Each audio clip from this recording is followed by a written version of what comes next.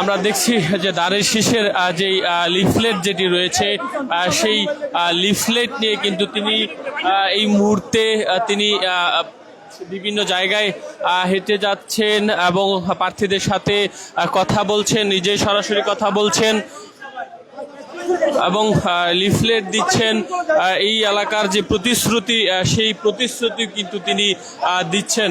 আমরা দেখানোর চেষ্টা করছি যে এই মুহূর্তে দেখছেন যে প্রত্যেকটি বাসার যে সাধারণ মানুষ রয়েছেন তাদের সাথে কিন্তু তিনি কথা বলার চেষ্টা করছেন, তাদের কাছে যাওয়ার চেষ্টা করছেন।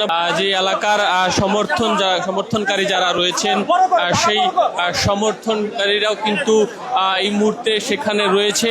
আমরা দেখছি যে তিনি কিন্তু প্রত্যেকটা বাসার কাছে যাচ্ছেন সরাসরি। তাই প্রার্থী যিনি রয়েছেন আমিনুল হক তিনি কিন্তু এলাকাবাসীর কাছে তার যেই ভোট সেই জাতীয় নির্বাচন সেই নির্বাচনের জন্য কিন্তু তিনি ভোট চাচ্ছেন এবং সরাসরি কিন্তু সেই এলাকার স্থানীয় যারা রয়েছে সেই স্থানীয় এবং বিভিন্নভাবে এলাকার ভোটার যারা রয়েছে তাদেরকে তিনি কিন্তু ভোট চাচ্ছেন। আমরা